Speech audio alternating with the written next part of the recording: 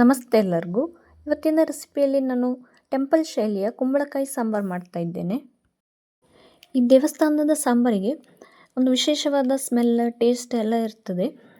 ಊಟ ಆದಮೇಲೂ ಕೈಯ ಘಮ ಹೋಗೋದೇ ಇಲ್ಲ, ಅಷ್ಟೊಂದು ರುಚಿ ಇರ್ತದೆ. ಅದೇ ರೀತಿಯಲ್ಲಿ ಇವತ್ತಿನ ಸಾಂಬಾರು ಮಾಡ್ತಾ ಇದ್ದೇನೆ. ಸಾಂಬಾರು ಮಾಡಲು ನಾನು ಕುಂಬಳಕಾಯಿದು ಒಂದು ಪೀಸ್ ತಗೊಂಡು ಅದರ ಸಿಪ್ಪೆ, ಬೀಜ ಎಲ್ಲ ತೆಗೆದು ಸ್ವಲ್ಪ ದೊಡ್ಡ ತುಂಡುಗಳನ್ನಾಗಿ ಮಾಡಿಟ್ಕೊಂಡಿದ್ದೇನೆ. ಈಗ ಅದಕ್ಕೆ ಸ್ವಲ್ಪ ಅರಶಿನ, ಒಂದು ಚಮಚ ಖಾರದ ಪುಡಿ, ಸ್ವಲ್ಪ ಹುಣಸೆ ಹುಳಿ, ರುಚಿಗೆ ತಕ್ಕಷ್ಟು ಉಪ್ಪು, ಹಾಗೆ ಸ್ವಲ್ಪ ಬೆಲ್ಲವನ್ನು ಹಾಕಿ ತುಂಡು ಮುಳುಗುವಷ್ಟು ನೀರನ್ನು ಹಾಕಿ ಬೇಯಲಿಕ್ಕೆ ಇಡ್ತಾ ಇದ್ದೇನೆ. ಇದು ಬೇಯಲಿಕ್ಕೆ ಜಾಸ್ತಿ ಹೊತ್ತು ಬೇಡ, ಕುದಿ ಬಂದು ಒಂದು 10 ನಿಮಿಷದಲ್ಲಿ ಬೇಯ್ತದೆ. ಅಷ್ಟರಲ್ಲಿ ನಾನು ಮಸಾಲೆಗೆ ರೆಡಿ ಮಾಡ್ತಾ ಇದ್ದೇನೆ.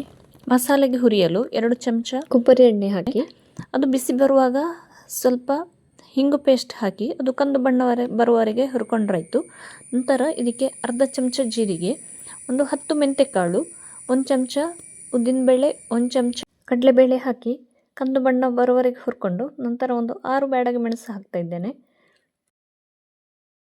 ಇದು ಹುರಿದ ನಂತರ 3 ಚಮಚ ಧನಿಯಾ ಬೀಜವನ್ನು ಹಾಕಿ ಹದಕ್ಕೆ ಹುರ್ಕೊಳ್ಬೇಕು.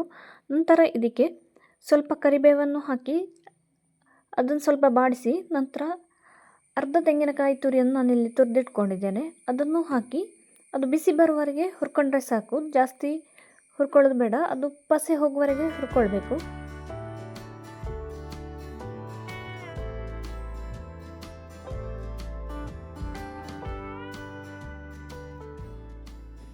ನಂತರ ಇದನ್ನು ಮಿಕ್ಸಿಗೆ ಹಾಕಿ ಅದಕ್ಕೆ ಬೇಕಾದಷ್ಟು ನೀರನ್ನು ಸೇರಿಸಿ ರುಬ್ಕೊಂಡ್ರಾಯಿತು.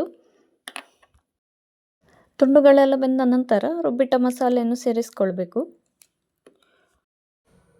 ಮಸಾಲೆ ದಪ್ಪಗಿರೋದ್ರಿಂದ ಇದಕ್ಕೆ ಸ್ವಲ್ಪ ನೀರನ್ನು ಸೇರಿಸಿ ತೆಳ್ಳಗೆ ಮಾಡಿ ನಂತರ ಒಂದು ಕುದಿ ಬರಿಸ್ತಾ ಇದ್ದೇನೆ.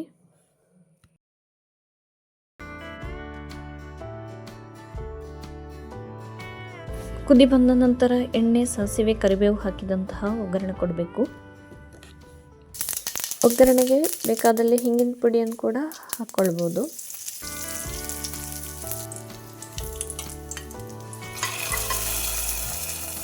ಬಿಸಿಯಾದಂತಹ ಘಮಘಮಿಸುವಂತಹ ದೇವಸ್ಥಾನ ಶೈಲಿಯ ಕುಂಬಳಕಾಯಿ ಸಾಂಬಾರು ರೆಡಿಯಾಗಿದೆ. ಮಸಾಲೆಗಳನ್ನೆಲ್ಲ ಸರಿಯಾದ ಪ್ರಮಾಣದಲ್ಲಿ ಕರಚದಂತೆ ಹುರ್ಕೊಂಡ್ರೆ ನಿಮಗೂ ಈ ರೀತಿಯ ಘಮಘಮಿಸುವ ದೇವಸ್ಥಾನ ಶೈಲಿಯ ಸಾಂಬಾರನ್ನು ಮನೆಯಲ್ಲೇ ಮಾಡ್ಬೋದು. ಹಾಗೆ ಮುಂದಿನ ರೆಸಿಪಿಯೊಂದಿಗೆ ಬರ್ತೇನೆ. ಧನ್ಯವಾದಗಳು.